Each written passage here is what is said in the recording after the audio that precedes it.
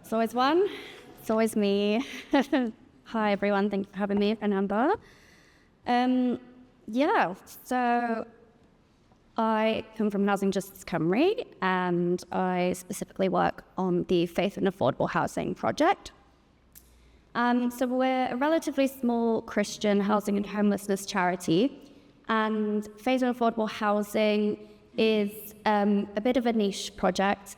Some of you will have heard of us. What we try to do is support denominations that have surplus buildings to sell those buildings for Christian purpose to social housing providers. So it's not a solution for every building, and I don't pretend that it, is a magic solution for everybody in this room. But when it does work, it works really well, and it can be very exciting. And we have successfully turned a previous Presbyterian chapel into social housing, which recently opened. So, it can work for you. I wanted to start by just sort of mentioning, as the previous speaker also did brilliant justice to, that we are in a housing crisis. Hopefully those of us in this room aren't feeling the sharp end of those bills going up, but people in your communities and people in your congregations will be. And it's a really scary time for a lot of people, and we are going to see homelessness increase. So we're already in a crisis. It's going to get worse. I'm sorry, that's not great news straight after lunch, but it is a fact. And social housing is one solution to that crisis. What I do on the project is two-pronged. I support practically the development of social housing. I can guide you from the earliest conversations possible about what is right for your building and what you may wish to do with it, all the way to cutting that ribbon on some new housing, if that is the path you take. But I also, on the other side of my work on policy development, so that's everything from Welsh Government to within denominations such as yourselves, and also on a local authority level. I've rewritten my notes a bit because today is about action, so I thought I would lead with the sort of challenges and action points that I think are most salient, so that you can switch off in the later part of my presentation if it goes on too long. We feel really strongly at Housing Justice that all denominations should be, and it sounds like you already are, taking stock of what they own in terms of buildings and land. Some people I speak to don't even know exactly how many buildings they might still have ownership of, and that's really scary. So it sounds like you're like going along that journey already, and that's fantastic. But not only taking stock of these buildings and lands, but creating a strategic plan. We've heard about that a few times today. So looking at everything you may own, what's next to what do other denominations own in the area, again, that we've heard of, what are the options, how can we work together? And I just think it's a really exciting time to be creative. Worship looks different now. You might not need your building in the same way. Can you all share a building? Can you adjust and change your internal policies to enable easier sales to social housing providers?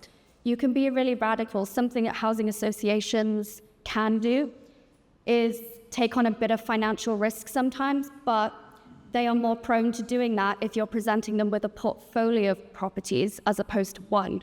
And right now, we are kind of working in a singular case-by-case basis, site by site. This is closing, let's sell it.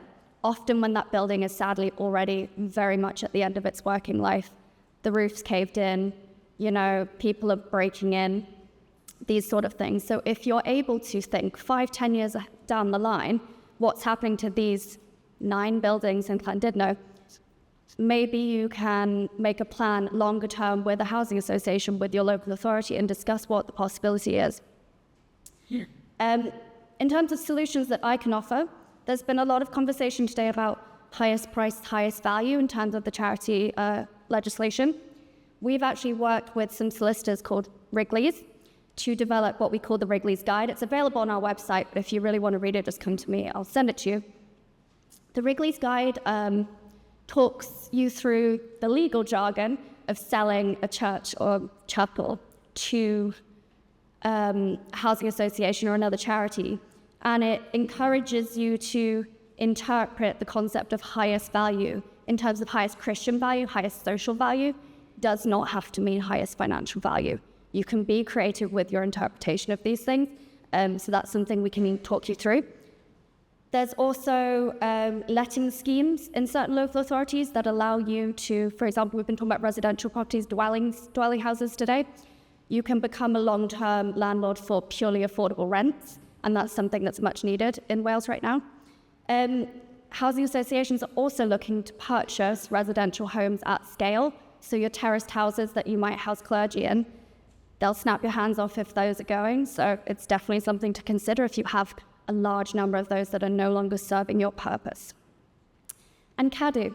You can and should challenge CADU. An example of a building that will soon be opening, which is 12 new one-bed flats in Cardiff. When that first went to initial stages of planning, the conversation hadn't even got off the ground, and the person running the scheme at the church got a call from CADU, and he was informed that they'd be doing a drive-by assessment. This was COVID, but this is not a building of any sort of historical or heritage importance. And it was Pete, who works at Albany Baptist Church, who was able to advocate very strongly that that was not the right thing for this specific building. And he was able to challenge that, and indeed that CADU representative did not come by and did not assess it because he understood what the case Pete was making. So that's just an example to encourage you to stand your ground if you feel that that's not the right thing for you. Sure.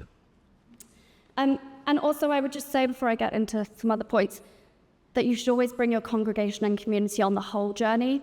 It's a really emotional thing, even if somebody doesn't worship in your building, to see that church that, yes, perhaps they got married in, potentially closing. But if before it closes, if it does indeed close, you're having those conversations about what are the options on the table here.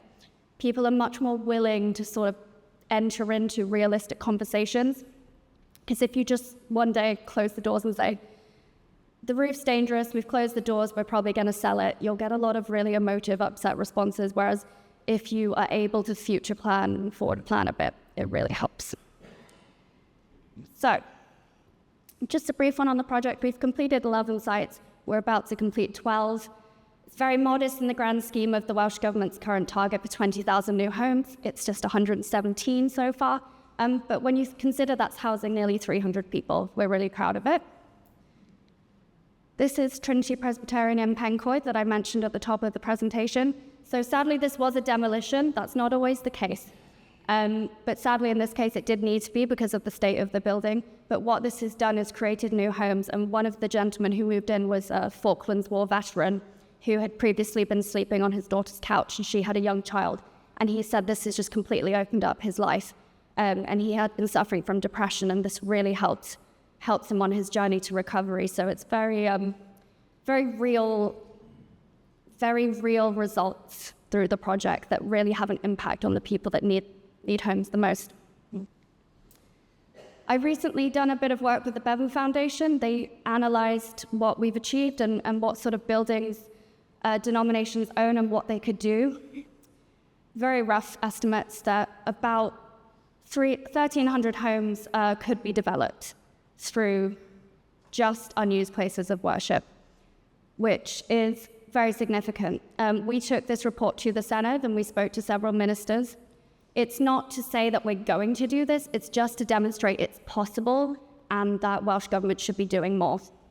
So my top recommendation there is just that everybody involved in the situation considers what they can do to make solutions to the housing crisis easier. And it's not just my project, it's any solution. The rest of my recommendations are very much around planning, conservation officers, things we don't need to necessarily worry about in this room today. But just to reassure you, somebody is banging that drum for you in these spaces in terms of new use, in terms of space standards. It's really important that capital funding is opened up so that you can embark on these schemes, and that's something that we feel strongly about advocating on your behalf for.